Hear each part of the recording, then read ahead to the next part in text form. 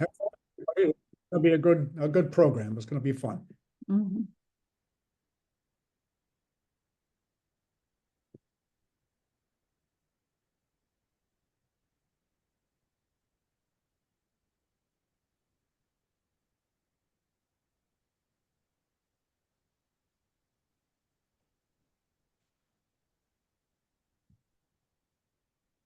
Okay, we can admit people I there. am. Okay, good. And I'll help a little bit as well. Good morning, everyone. We excited to have you here today. While others are joining us, it'll take a minute or two. Feel free to enter your name, let us know who you are in the chat, where you're coming from, and if you want to connect with others that you see who are also joining us today, let us know your email or your LinkedIn profile. My name is Doug Dixon. I am a co-founder of the Encore Network and current secretary, and I'm here to welcome you to today's event on Trendspotting. We're excited to have you with us. We're excited to have a panel of experts who will give us some insights into what to expect for 2025 for older workers. The Encore Network is the next slide. The mission of the Encore Network is to champion the civic, social, and economic contributions of people 50 plus. And we do that by creating community, by stimulating learning and inspiring action. And that's what we're all about in today's session. The next slide, please. So three things to start off with. One is that we ask you to mute yourself because we want to limit the amount of background disruption, and we won't have any need for you to have your microphone on during the course of this event. Secondly, and connected to that, is that we do want you to use the chat to make comments, to connect, but also to raise questions. And if you have questions as the conversation proceeds for the panel, enter them as you go, because the panel will also has access to the chat, and they'll be taking a look, and perhaps they can answer questions as we go. If not, there will be a Q&A session at the end, and we'll be sure to get to as many of your questions as possible. It can be helpful if you have a specific question to say question or a Q before that, and that'll help us to track questions amid other comments and so on. Finally, I just want to let you know that we will be recording. We are recording this event, and we will be sharing that recording probably on Friday. And a lot of resources, other information that's relevant to the conversation today will be included in that follow-up email. So you don't need to take notes unless you want to. If you, Thank you for muting. I'm going to say again, please be sure to mute yourself. Our sponsor today, we're excited to be sponsored by the Del Mar Encore Fellows Initiative of the Dayton Foundation. The Dayton Foundation has for a number of years sponsored a program that harnesses the talents of people over 50 and applies that in a variety of non-profit and community settings. So thank you to the Del Mar Encore Fellows Initiative for sponsoring today's program. Okay, now it's my pleasure to introduce the topic of the day. We're looking at the beginning of this year at a very uncertain economy and job market, and we are looking for insights into how that's going to affect older workers in the coming year. So we've assembled an impressive panel, and they're going to introduce themselves. Rich Eisenberg is our moderator. He's going to introduce each of our panelists. Rich is someone we've known for some time. He is a longtime journalist, was until a couple of years ago the managing editor of Next Avenue, the PBS site for people over 50. He's now unretired. I can't tell that he's slowed down a bit because he's writing for a number of publications, podcasting, teaching, editing, and so on. So, and has time for his grandchildren as well. So I will now turn it over to you, Rich, and look forward to hearing from you and the panel. Well, thank you, Doug. And thank you, everybody from around the country and around the world for joining us today for Trendspotting, the outlook for older workers in 2025. I first want to say that we are all thinking about the people in and around Los Angeles who are dealing with the terrible fires. So about 2025, in some ways, I would say it looks like a challenging time for older workers. But in others, it's an exciting time with many opportunities. I think you're going to hear about both sides of that from our three panelists, and I can't think of any people I'd rather hear on the subject than the ones we've got today. So let me tell you just a little bit about each of them.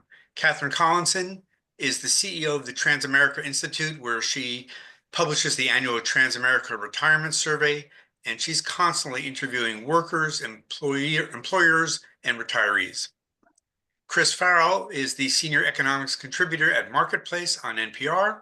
He's the author of the books Purpose and a Paycheck and Unretirement. I encourage you to read them.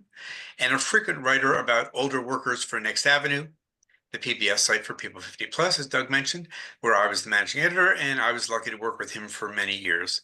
And Carrie Hannon is the senior columnist for Yahoo Finance, where she covers work, jobs, personal finances, retirement, and I think about a zillion other things. Is that about right? She's written many books, most recently In Control at 50 Plus, How to Succeed in the World of Work. I also encourage you to get that. We worked together for many years at Next Avenue and Money Magazine. As for me, as Doug said, I call myself an unretired journalist. I'm retired from a full-time job, but I freelance, I podcast, I volunteer. I write a lot about older workers these days and working in retirement for MarketWatch and Next Avenue. And I co-host the podcast Friends Talk Money. So now let's hear from Carrie, Catherine, and Chris. So for the next 40 minutes, I'm going to ask them questions about the outlook for older workers in 2025. After that, we'll have 10 minutes for questions from the audience, so please start putting them in chat whenever you can. We'll get to as many of those as we can.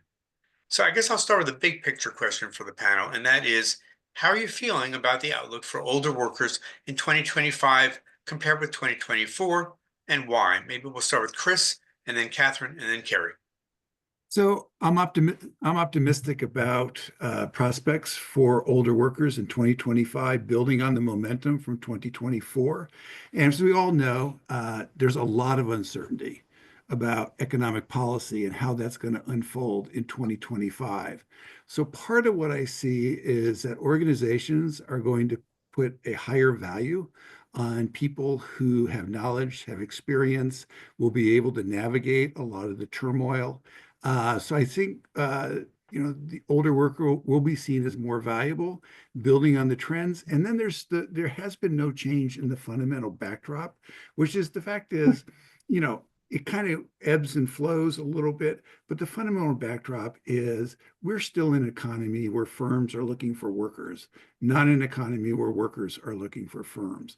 And so I think age discrimination is real, it's there, but it's declining as an influence. The backdrop of demographics in the workplace is favoring older workers increasingly. And then the uncertainty of 2025 and economic policy puts a premium on knowledge and experience. Thanks, Catherine. I share Chris's optimism for older workers in 2025. Our research has seen some steady progress over the years, and I really feel like 2025 is going to be the great moment for older workers, and for a few reasons. Chris has already touched on there are labor force shortages. Many baby boomers are exiting the workforce. There's inadequate supply to fill their shoes. And employers are opening their hearts and minds to older workers. The other thing is, we live in a time of great change. It's something that my grandmother and grandparents always instilled in me. Change brings opportunity, and older workers are very well positioned to help be part of that change, bringing wisdom, problem-solving expertise, planning, and perspective, knowing how things can work, and also helping out and recognizing issues when things aren't working. And I also believe that employers are just really starting to get it. In part necessity, but in part they're realizing that they're missing out on an untapped opportunity. Carrie. Yeah, well, oh my gosh, we are an upbeat crowd here. It is absolutely, my outlook is one that is optimistic, as we heard from Chris and Catherine. And there's lots of good reasons for that, which they've, pointed to the fact that it is still a tight labor market for many industries, not across the board. That's the truth. But there are plenty of jobs out there, and there are plenty of employers who need people who can do the jobs now. They're not necessarily looking to ramp somebody up and have all sorts of onboarding. They're looking for folks like older workers who can actually have the skills and knowledge to step right in. But what I think the caveat here is that, yes, I think the opportunities are there. They're going to continue. It's just a demographic fact that there are not as many younger workers moving into the workplace, and more older workers staying on longer. But the point is, the older workers have got to be open-minded in order to think about where their opportunities are, because it's not every industry. And so they really have to say, hey, okay, cool. I can redeploy my skills. As long as they've kept their skills relevant and fresh, I can shift over here. I spoke last week to Julia Pollack from ZipRecruiter, who's the economist there, and she said, 50% of workers who got jobs recently switched industries. So even though you say, oh, I don't really want to do that, you really should think about it. That's where you might find the most opportunities. So yeah, I'm right on board. I think employers are starting to get it, but it's still up to the worker to be prepared to jump on those opportunities. Well, thank you. I'm happy to hear such optimism today. I will throw out a few numbers just so our audience knows a little bit about the lay of the land right now. The unemployment rate for people 55 plus is 3.1%, which is quite low, lower than the overall unemployment rate of 4.1%. And the unemployment rate for people 55 plus was about 15% in 2020. So it's much better than it had been. But the real unemployment rate, which includes people working part-time who'd rather work full-time, is more like 7.5%. So that 3% number is a little on the low side. I'll also mention that 22% of job seekers 55 plus these days are long-term unemployed. That means they've been looking for work for at least 6 months, and that has increased quite a bit since 2022. So we'll talk in a minute about hiring trends. Last thing I'll mention in the number is that job satisfaction, according to Pew, is the highest among workers over 50. All right, so let's talk about hiring. And I'd love to hear the panel talk about the hiring trends that you're seeing these days and what do they mean for older workers. Maybe Carrie, you want to start since you've talked to some people about this lately, then Chris, then Catherine. Yeah, super. Thanks.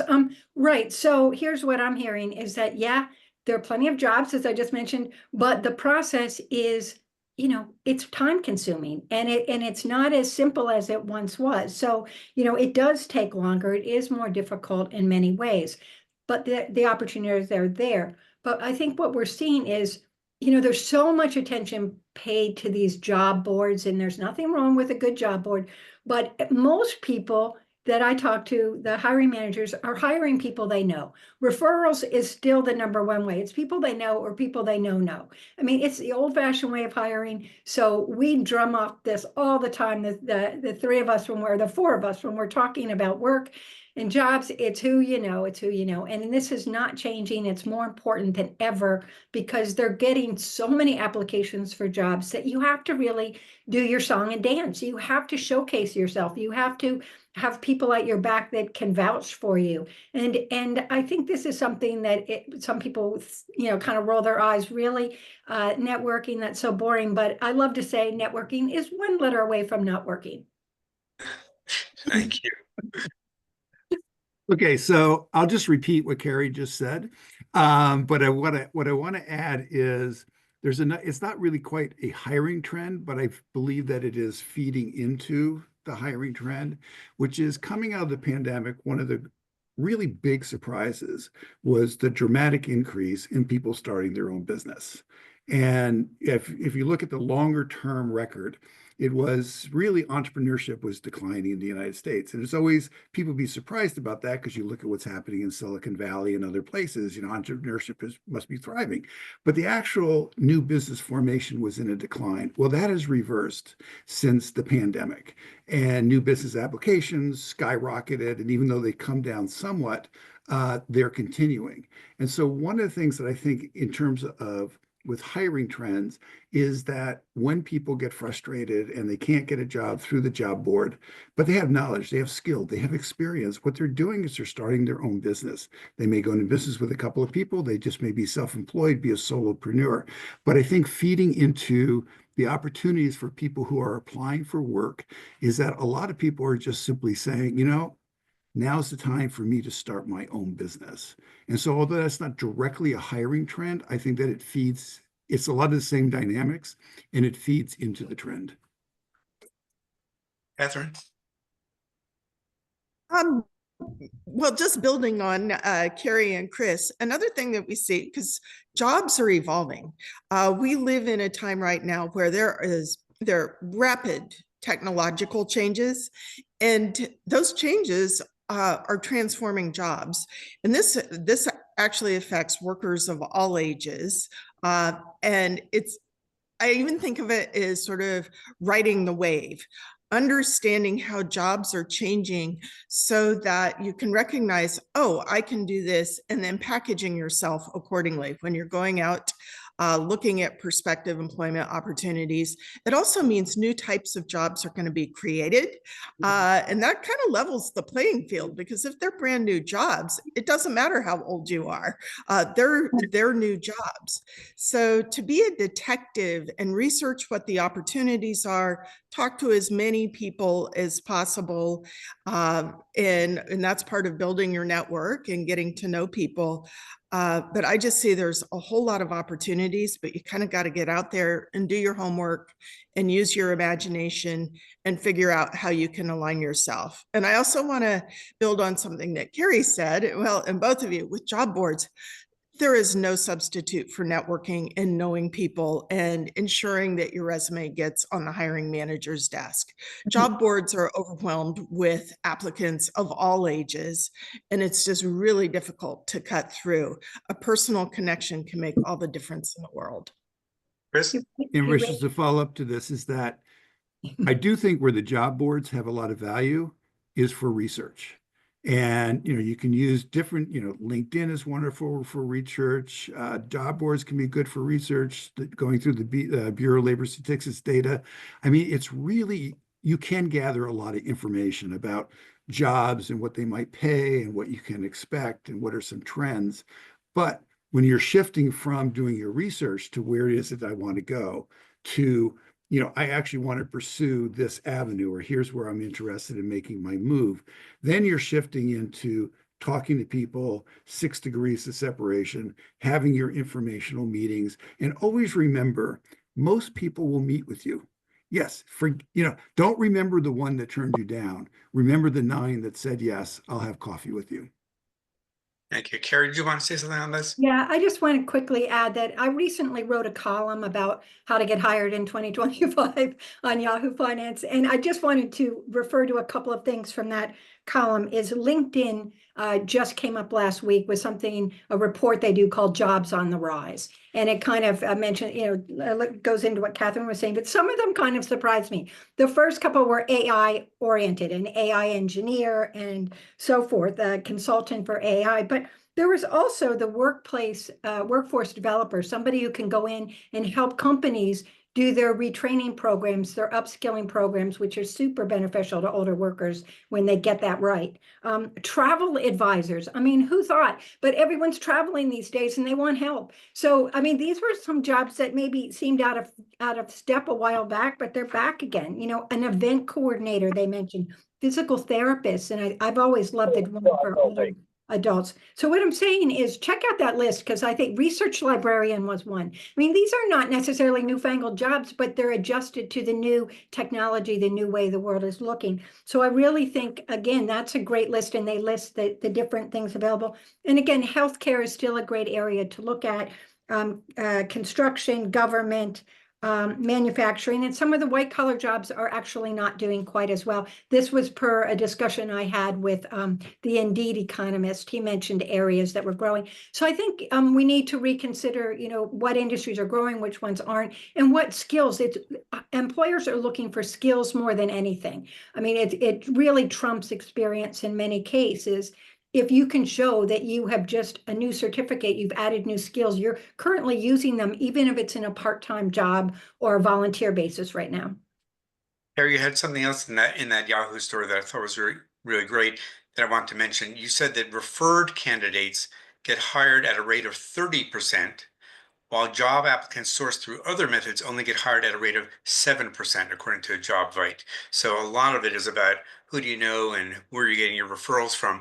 And I want to follow up on that to all of you and say, and there was another story I want to mention from the Wall Street Journal recently. It was just mentioned in the chat too, about ghost jobs. These are those jobs that are advertised by employers, but they have no intention of filling those jobs. Well, there's a new survey that shows that ghost jobs these days account for 22% of jobs that are advertised online, which I was stunned to see. I knew it was big. I didn't know it was that big. I know a lot of older job seekers get frustrated. They respond to a job posting, they send in the resume, and then they never hear back.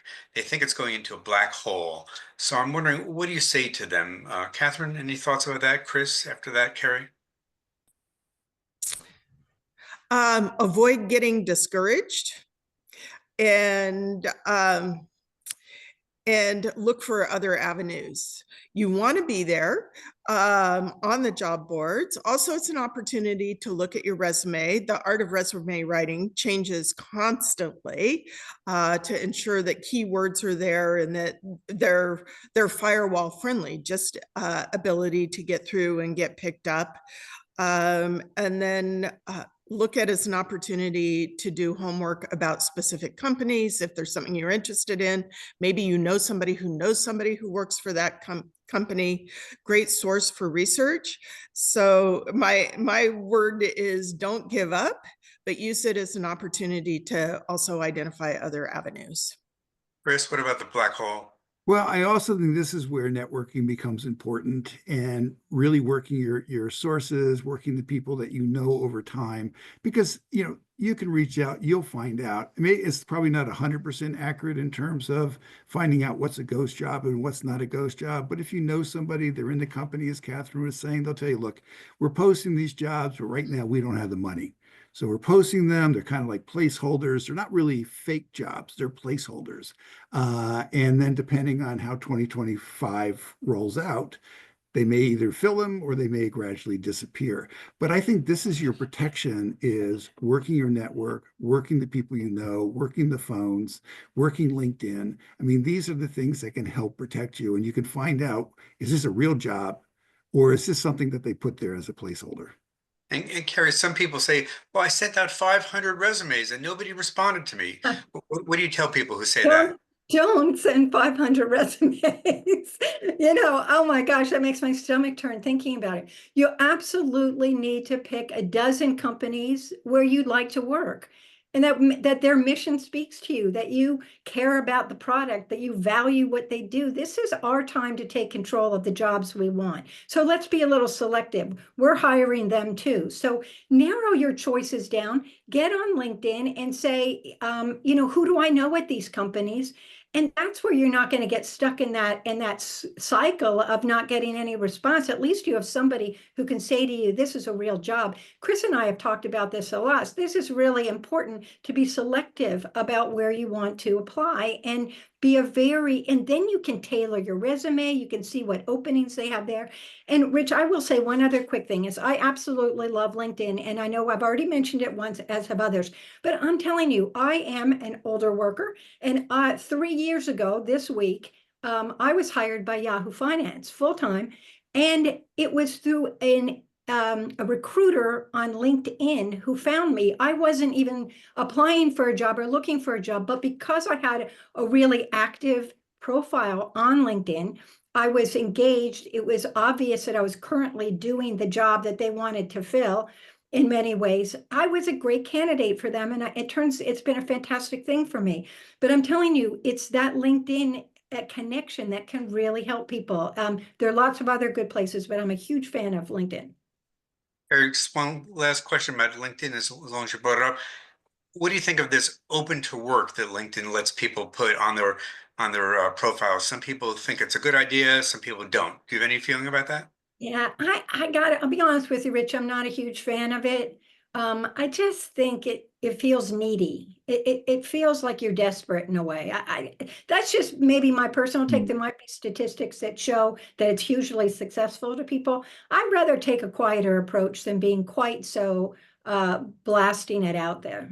Okay, I happen to think it's a good thing, and I feel like you've got nothing to lose by saying you're open to work, and it may lead people who see you to contact you to say, "Hey, I see you're open to work," but I know not everybody agrees. Yeah. I wrote a piece recently about creating what I call a retirement resume.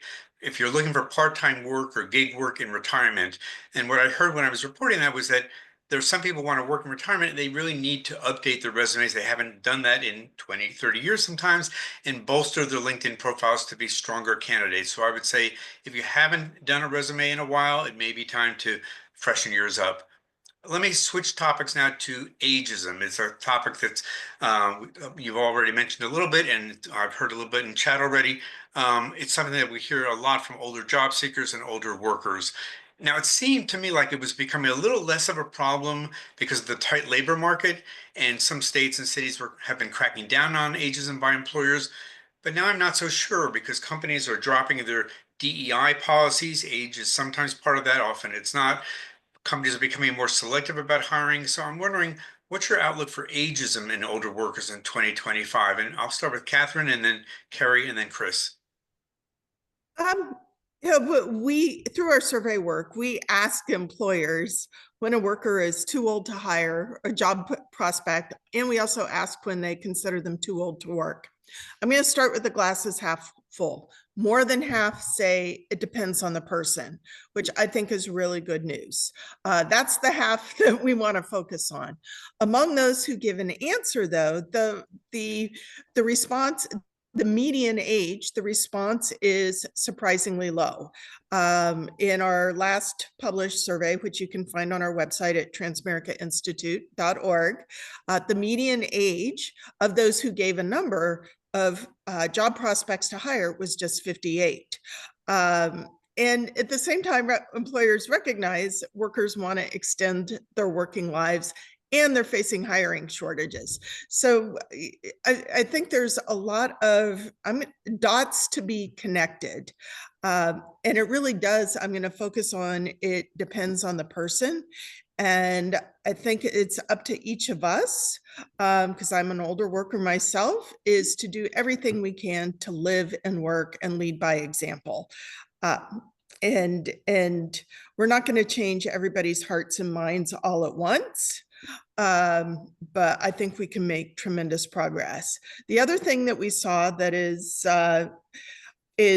that we touching on DE&I is relatively few employers were actually considering age in their DE&I initiatives. So I don't know that the pullback on that we're seeing in the country right now is going to necessarily affect that. The other thing that we do see in our research, though, employers really do value diverse and inclusive workforces.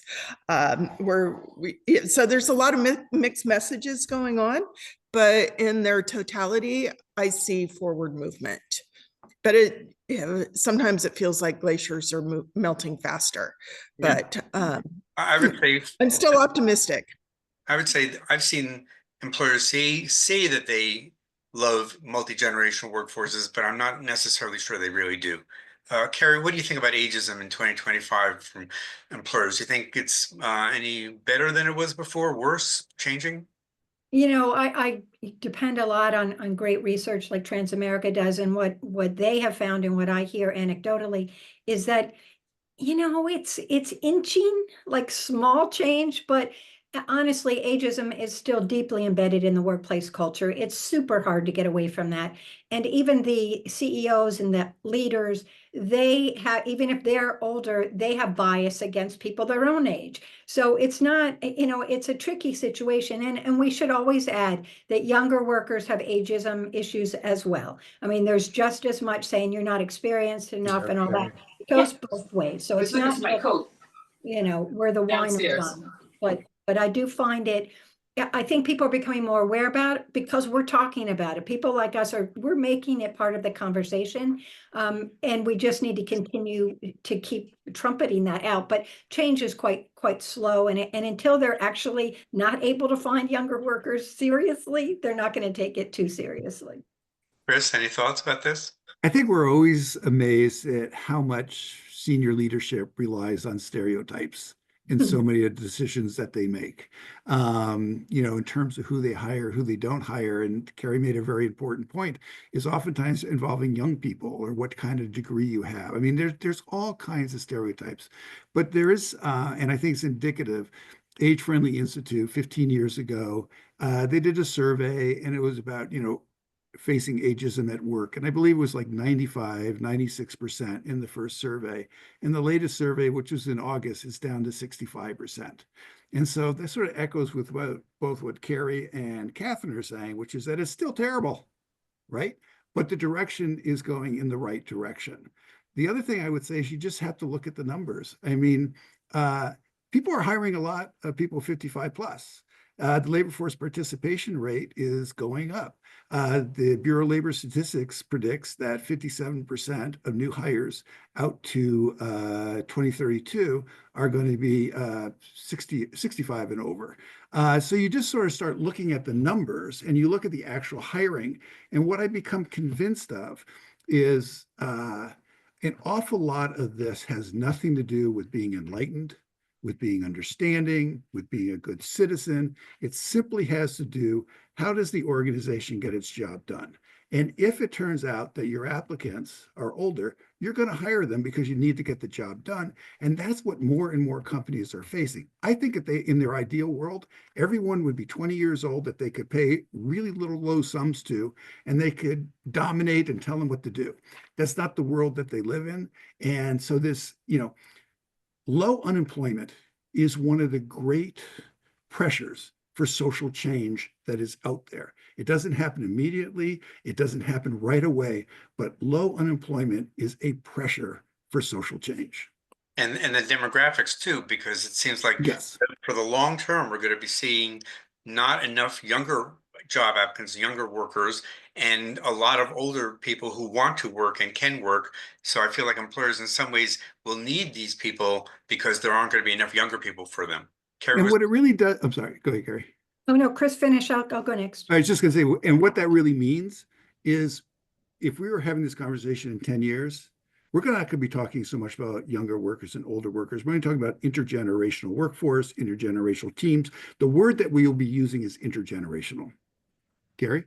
Oh, yeah, I meant to add as well, Rich, that in terms of pushing back on ageism in the workplace, I think the emergence of remote work and virtual jobs has been enormously helpful to older workers and will continue to be, even though some companies are calling people back to the office. I get that. But the ability to work remotely is huge, because if anyone, and companies got hip to it coming out of the pandemic, they know how to do it.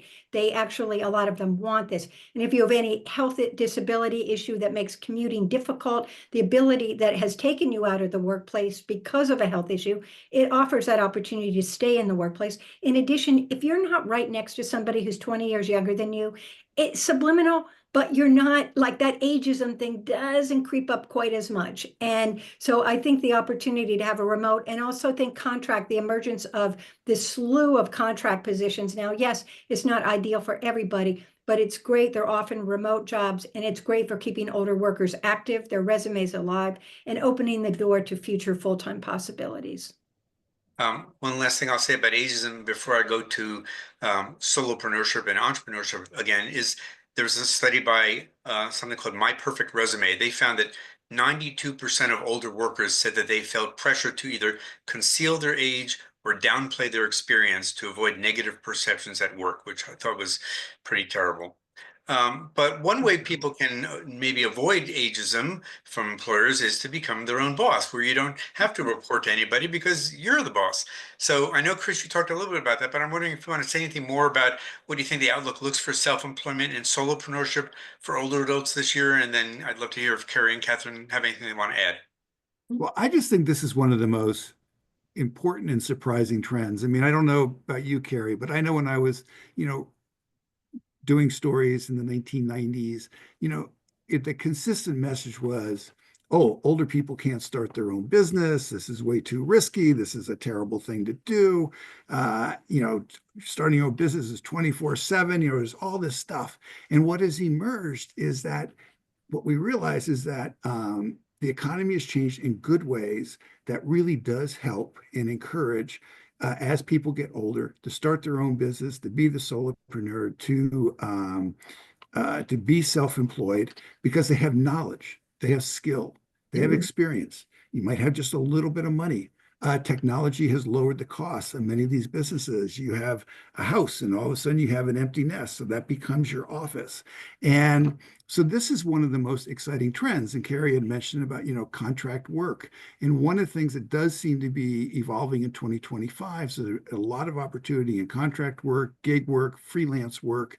And so I see more and more people that's where some good opportunities are. Plus, when you reach that stage where you want to keep making money, but you sort of want a little more freedom, a little more flexibility, and you don't want to be asking somebody, hey, can I have some freedom or flexibility? You just want to have some freedom or flexibility. That's where self-employment can really become incredibly important. So I think it's really a key component of this whole movement of unretirement. Carrie, any thoughts about that? Yeah, I mean, it all comes down to we all want autonomy. I mean, that's the goal at this stage in life is we want to be grown-ups and in control of our time. I think entrepreneurship, and Chris and I have been on this for a long time. It is still as hot as ever for this demographic, and just for the reasons Chris mentioned.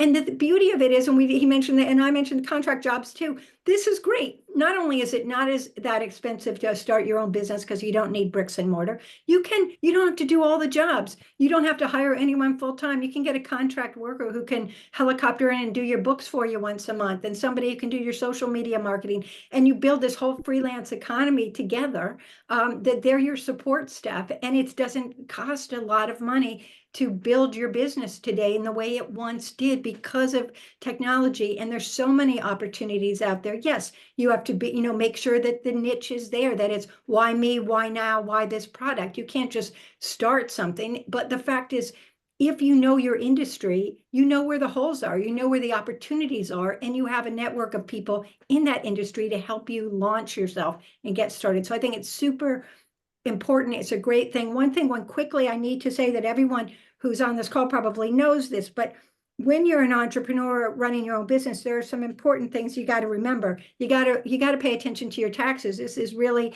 tricky. And if you have started taking Social Security before your full retirement age, be aware that there is this earnings test for Social Security. You get it all back. You get it all back after a while, but the limit to how much you can make before they start docking your Social Security is $23,400 this year. So there are things you need to talk to your accountant. Make sure you know what you're doing because there's huge opportunities for success, but pay attention to the details. There's a comment in chat I just want to be sure to mention, which is that it can be hard for people who've worked for their whole careers for a corporation to then suddenly become an entrepreneur. It can be exciting, but it can be difficult. It's a big adjustment for some people. Yep. One question I want to ask. Can I please, jump in and please, comment on that? One thing that we haven't talked about, both in the job seeker context and the solopreneur, start your own business context, is to find a mentor. Seek out people who have done it and been successful at it, and ask them out for coffee, invite them to a Zoom, but learn firsthand how they found success, what their journey was, what the pitfalls along the way, and how they ultimately achieved success. All too often, we think about mentors as something for younger people. You can have a mentor at all ages, and this is an especially critical time that it can be super helpful and help you build your network and find opportunities. Thank That you. is so important. And the other thing is, in most communities now, that didn't exist before. There is a network. It may be associated with a college or a university. It may be an incubator. It may be a co-sharing workspace. But there are so many resources to tap to help you start your own business. And you're right. It is difficult to make that shift if you've been a full-time employee. But hey, learning is always fun, and you're learning new skills. And you can teach an old dog new tricks, no question about it. Yeah. So we've got about 5 minutes before I'm going to open this up to questions from the audience. I've been jotting down a bunch of good questions I've seen in chat. Thank you for all those. If you've got others, please put them in now. We'll get to as many as we can. And I've got a few questions I want to ask specifically to one or two panelists. But before I do that, I have one question for the whole panel, which is, how do you feel older workers are being supported these days? I know Doug Dixon thinks the country is doing a pretty poor job of this. So anybody want to just jump in on that? But how do you mean supported, Rich? I mean, appreciating them, helping them out, showing them what they could be doing to find work, to keep their jobs, that sort of thing. Yeah, I Yeah. think, Rich, we've also had several questions that tie into this same theme. So that alongside of that is, are these employers supporting a intergenerational work teams? What are they doing? Are they actively having managers recruit people from inside their company who are more of mixed ages? So what's the actual work going on in companies that support workers of all ages working together? Thanks, Christine. That's probably best for Catherine, I think. Catherine? One thing that we see that employers are doing, especially among larger employers, are having employee resource groups dedicated to generations with the goal of bringing different generations together, opening up lines of conversation, because there are generational differences in terms of both life phases and life experience. So that's a best practice that I'm really enthusiastic about. Some employers are actually offering training about generational differences. Another best practice is not just mentoring programs, but reverse mentoring programs, so that people can learn from each other regardless of what their age or experience is. It's a transfer of knowledge and a building of skills, and hopefully a friendship too. And Catherine, in your study from last year, I think it was, or end of 2024, Transamerica found that there were more employers offering workplace training to their older workforce than had previously done that. So you saw an incremental jump up in that, correct? Yeah, we're seeing an uptick, and the way we pose the survey question is training professional development programs for workers of all ages, including those who are age 50 plus. And we have seen an uptick in that. One thing I've seen observationally is employer investments in job training kind of ebbs and flows with the overall economy and how their business is faring. I'm a believer that investing in training is the ultimate investment in your workforce, but oftentimes if employers are in a crunch, training can be cut back on, which is, I know, a difficult decision to make.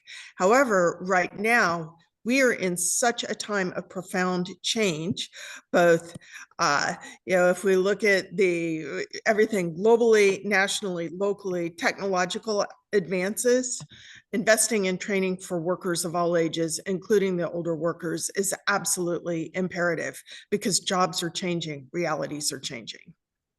But I do think in terms of support, just to your question, also, there's always been this dream of institutionalizing, like when you retire and you work for a company that has a 401k, they hand you this packet. and here's your packet, your 401k, here are your options, here what you can be thinking about.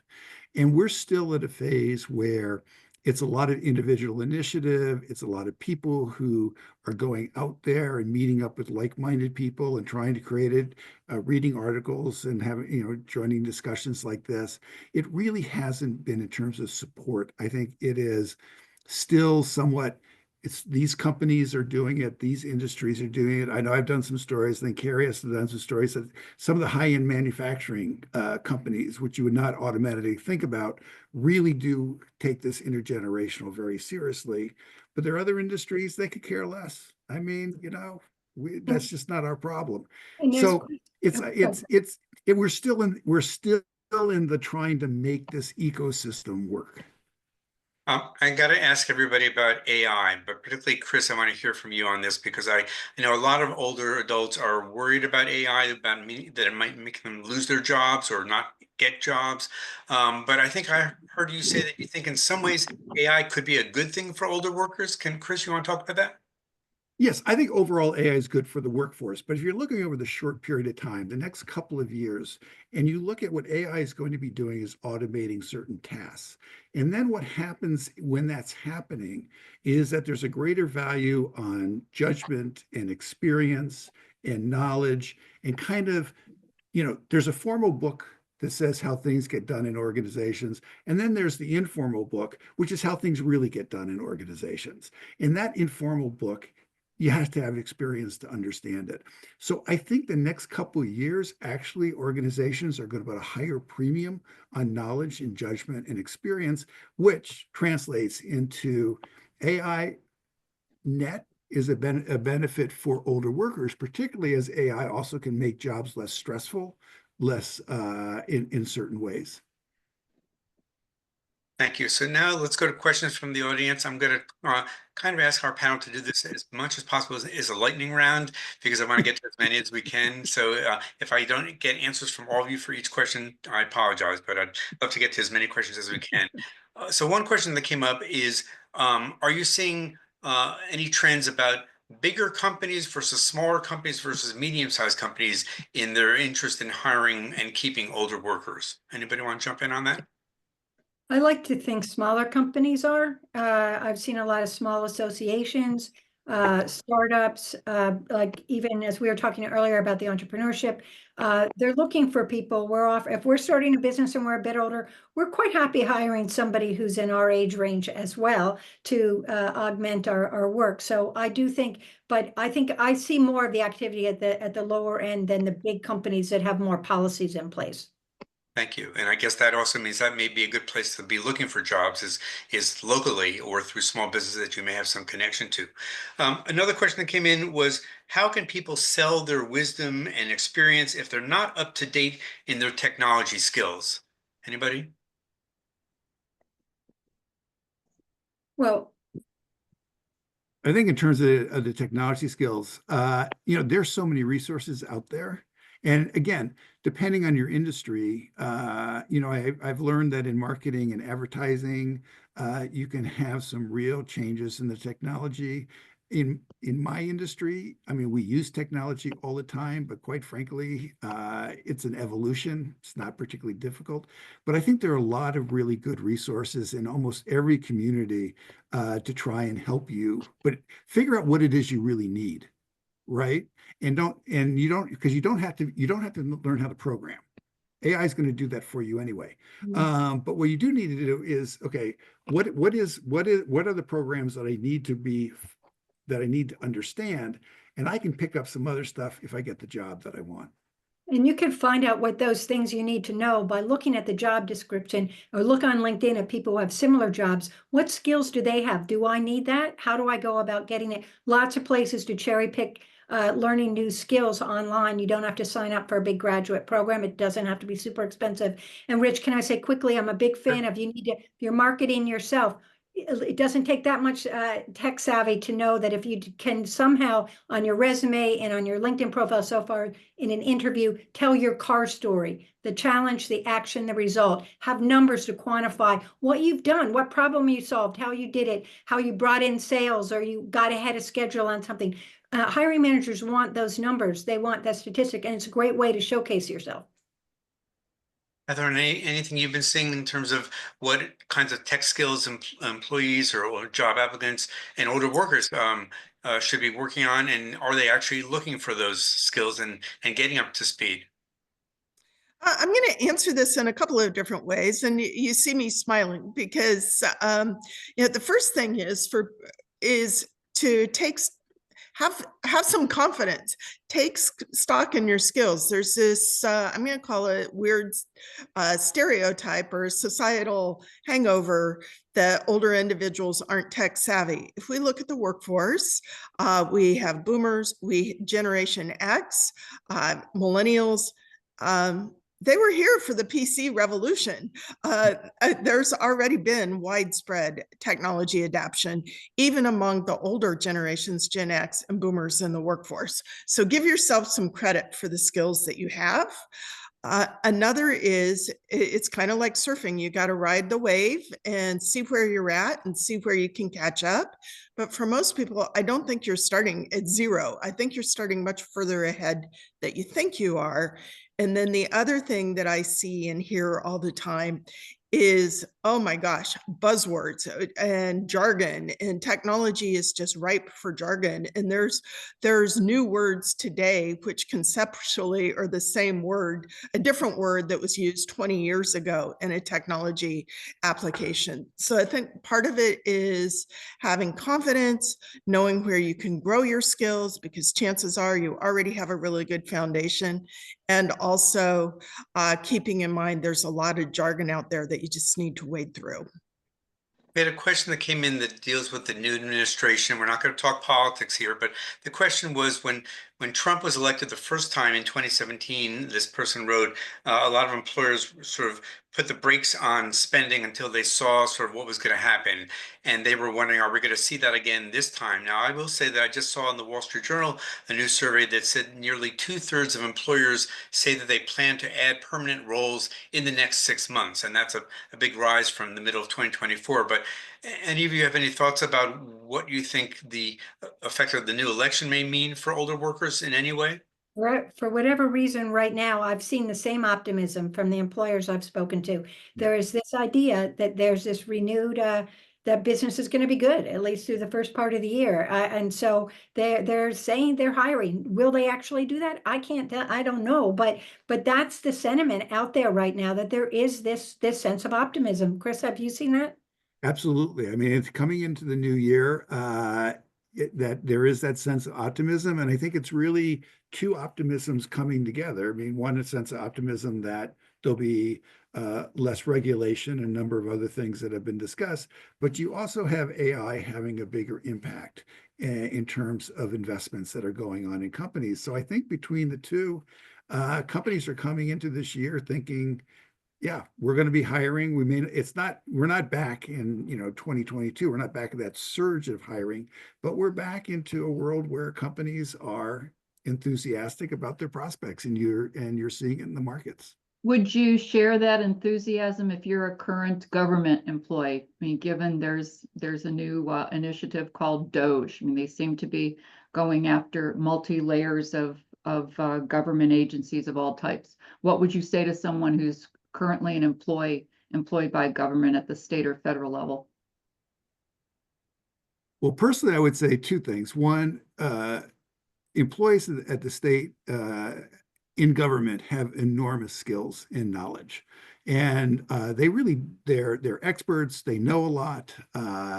So there would be the same advice that I would give in any industry. If you're nervous about your job, if you're nervous about where you're going, forget your job category, start thinking about what are your skills, activate your network, what might be your options. The other thing is, let's have a dose of skepticism and let's wait to see what really happens, as opposed to what is being tossed against the spaghetti that's going against the wall. My suspicion is that we're going to see a lot less action. So we've just 2 minutes left. There are three things that people have asked about, and I want to just throw them all out and see if any of you want to talk about any of them, but maybe pick one. One was fake job listings. They're seeing a lot of fake job listings. What do you think about portfolio websites? And what about fractional work? So anybody want to pick any of those? Well, I think fractional work is much along the lines of contract work. And the opportunities are great there, particularly for employers who, again, or startup businesses or small, independent businesses who don't want to have somebody on staff full time, but want to have this regular relationship. And I think if you're starting off on your own, as starting your own consulting business, being a fractional consultant or worker is super. And Catherine, Chris, anything about either portfolio websites or fake job postings? I want to comment on the fake job postings, and something that we haven't touched on is data, your personally identifiable information and your data security. And bad actors prey on vulnerable populations or people who are, for example, job seeking. Be very, very, very careful as you're inspecting, especially if it's not a major company or who you are looking at those job postings. We know they're out there, and you don't want to give up your personal information unwittingly because you're unaware that they may not be operating in your best interests. Thank you. So I'm going to ask one last question, and then I'm going to turn it back to Doug. I want to ask you for your top piece of advice for older workers or older job seekers in 2025. It could be about job seeking, about keeping a job, starting a business, whatever you want. So Chris, one piece of advice, and then Catherine, one piece, and then Carrie, one piece. Thanks. Okay, so my one piece of advice is really work with your network. And I know that sounds yuck in some way, but look, these are people you know, these are people you care about, these are people you worked with or you met at temple or at church over your lifetime. And so you get two benefits. One, you have connections, so you're not lonely. And two, they'll help you figure out what you want to do next. And then three, they'll help you get what you want to do next. Thank you. Catherine. We ask a survey question of people what they're doing to help themselves work as long as they want and need. And surprisingly few, given what's at stake, indicate that they're safeguarding their health, performing well at their current job. You got to be a superstar. If you are employed, be a superstar, and also staying current, keeping your job skills up to date, which I know is really hard. But the other part of that is it seems like there's a lot of opportunity, not for people on this webinar because you're here, but to go out, and so many resources available to learn about jobs and what's out there and what might be right for you. Thank you. Carrie, bring us home. Right. Have some moxie, definitely. I love what Catherine said. Believe in yourself, for gosh sakes. If you're not going to get hired if you don't think you should be hired. So have some moxie and don't be stuck in a moment like Bono sings in the U2 song. Absolutely be open-minded and have that moxie. I hope everybody can find what they're looking for. So Doug, over to you. You're on mute, Doug.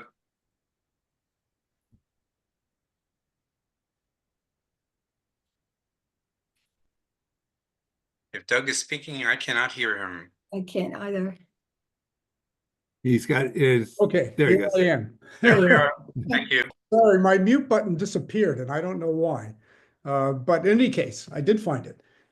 So thank you very, very much. I'm reading the comments in the chat. People are commenting on how informative this has been, and I appreciate the effort that all of you have made in that regard. So that's number one. Number two, Rich, you just demonstrated a master class in how to conduct a panel. So thank you very much for doing so. Thanks. And thank you to each of our our panelists. Um, the so next slide, please. And I'm looking for, there you are.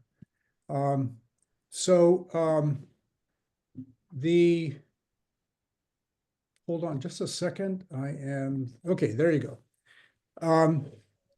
The first thing I want to say is thank you to our sponsor today, the Del Mar Encore Fellows Initiative at the Dayton Foundation. I appreciate their sponsorship of today's program. And if you're not already a member of the Encore Network, this is a great opportunity to join. We're offering a 10% discount as an added incentive if you join between now and the end of the day next Monday. We'll include information about how to do that in the email that I promised that we'll be sending out at the end of the week. That'll include the recording. It'll also include information about resources, a lot of the things that our panel, Rich, Chris, Carrie, and Catherine have written and produced on the topic.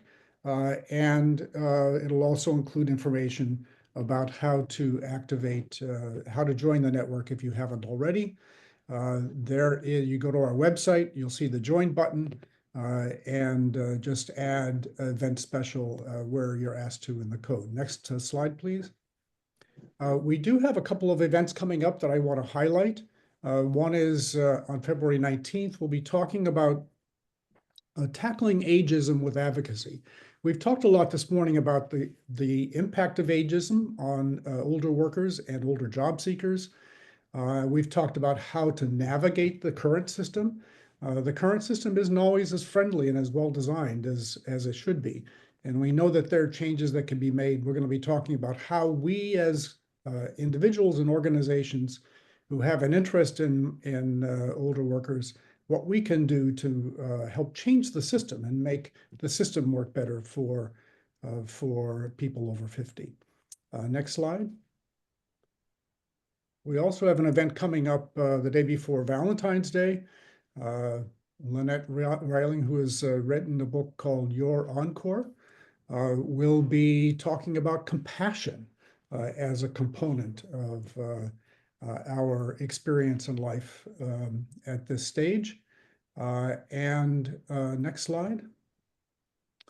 I want to mention that we have a number of affinity groups. Many of you have participated. If you haven't, check our event calendar and you can sign up there. We have a number of options for to get more deeply into some of the topics that we talked today about and others as well. Next slide. Finally, we have a peer consulting program. If you have interest in that, go to our website and check it out. We will follow up with you. This is an opportunity for people who have questions about their business or about their practice or about something else to get input from other members. So this is a terrific opportunity. We encourage you to take advantage of it. So with that, I am going to wish all of you a good day. Thanks for joining us today. Thanks to our panel and good wishes for a wonderful 2025.